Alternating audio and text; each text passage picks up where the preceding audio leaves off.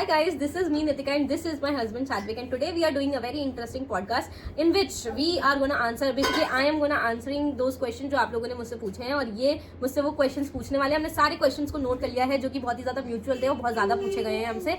So without any further ado, let's directly get into this video। बहुत ही ज़्यादा interesting video होने वाली। So Nitika, viewers के कुछ ऐसे क्वेश्चन हैं जिसका आंसर आपको आज देना है। So सबसे पहला क्वेश्चन ये आता है कि what was the exact moment that made you realise makeup artistry was your the true calling.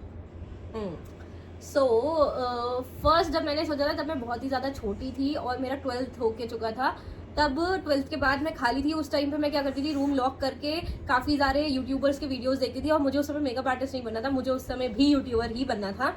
But the thing is कि मेरे पास और कोई कंटेंट नहीं था। सो मैं क्या करती थी, रूम लॉक करके मेकअप करती थी और उसका वीडियो बनाती थी जस्ट फॉर फन। मैं उसको पोस्ट नहीं करती थी।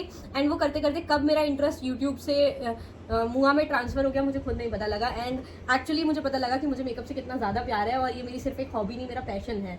सो तब मैंने डिसाइड किया कि यार this is my final career option and professional option. But true, आप बहुत अच्छे मेकअप आर्टिस्ट हैं। Thank you. बहुत इंटरेस्टिंग क्वेश्चन आया है सामने। What was the cringe worthy और hilarious mistake you have made till now? Okay, so मुझे याद आ रहा है मैंने एक बहुत ही ज़्यादा ऐसी क्रिंज हरकत करी थी जहाँ पे मेरे दिमाग में था कि मैंने अपना सारा सामान पैक कर लिया। Even though you are reminding me कि तुमने सारा सामान रखा है या नहीं, रखा है या नहीं। मैंने अपनी किट को क्लीन किया था और उस चक्कर में मैंने अपने जो मेकअप ब्रशेस थे सारे के सारे निकाल के धो दिए थे। मतलब ऑब्वियसली क्लीन किए मैंने निकाला था, और उसके बाद मैं उसको भूल गई थी। और अपॉइंटमेंट पे जाके जैसे ही मैंने वैनिटी ओपन करी तब मुझे पता लगता है कि मैं ब्रशेस लाना भूल गई हूँ। और हम अपॉइंटमेंट पे भी गए थे बिल्कुल आउट ऑफ आउटर पे, जो मतलब बॉर्डर पे था बरेली के लिटरली। तो वहाँ से कुछ ऑप्शन भी नहीं था जो मैं किसी को मंगा लेती ब्रश। तब जो है बहुत ज़्यादा मुझे ऐसा हो गया था कि अब क्या करना है, मैं बहुत ज़्यादा पैनिक हो गई थी।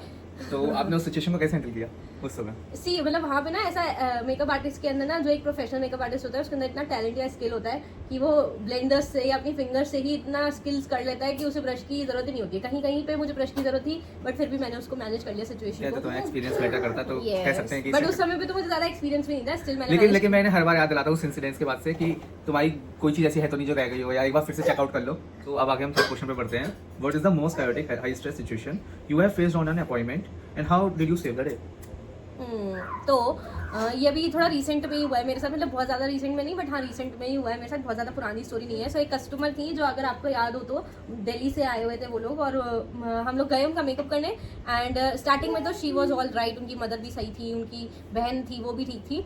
एंड धीरे धीरे 3-4 मेकअप हो गए, उनको अच्छे लगे मेकअप। जब उनकी बारी आई तो वो इतना ज़्यादा पैनिक हो गई अपने मेकअप के टाइम पे कि पता नहीं मैं अच्छी लगूंगी नहीं, बिकॉज पहले एक मेकअप आर्टिस्ट के साथ उनका अच्छा एक्सपीरियंस नहीं था। तो वो इतनी ज़्यादा डरी हुई थी, literally she is not even listening to me. वो शीशा ही नहीं हटा रही थी, और आई वॉज कंटिन्यूसली सेइंग कि आप एटलीस्ट 2 मिनट की आंखें बंद करो सो दैट मैं लगा लूँ प्रोडक्ट को। But she was like this. And उसकी वजह से मुझे इतना ज़्यादा स्ट्रेस हो गया था, मुझे पक्का ऐसा हो गया था मेरी लड़ाई होने वाली है, बिकॉज वो मेकअप ही नहीं कर पा रही थी। मुझे याद है इस सिचुएशन को, कस्टमर खुद को भी स्ट्रेस में डाल देते और इवन तो हम दोनों को भी स्ट्रेसफुल कर रही थी। मुझे लग रहा था आज पेमेंट तो भूल ही जाओ नितिका, कुछ नहीं होने वाला है, ये इसके साथ बहस और जानी है मेरी, बिकॉज वो सुन ही नहीं रही है कि मैं रख ही नहीं पा रही हूँ ब्रश उसकी आंख पे। देखिए आप लोग, हाँ ये पॉइंट बहुत इंपॉर्टेंट है व्यूअर्स के लिए कि अगर आप किसी भी मेकअप आर्टिस्ट को बुक करते हैं तो प्लीज आप उनकी बात ध्यान से सुनिए, वो क्या कहना चाह रहे हैं। पहले मेकअप हो जाने दीजिए, उसके बाद रिजल्ट को देखिए। आप मेकअप आर्टिस्ट को स्टार्ट करने से पहले अपनी सारी रेफरेंसेस चॉइसेस बता दो। स्टिल आपको लग रहा है तो आप बीच बीच में चेक कर लो, लेकिन शीशा यहाँ चिपकाए भी मत रहो ना। बीच स्टेप में आपको कैसे समझ आएगा कि मेकअप आर्टिस्ट क्या कर रहा है। बट उनकी भी गलती नहीं थी, वो ऑलरेडी एक मेकअप आर्टिस्ट से धोखा खा चुकी है। हो जाता है। खैर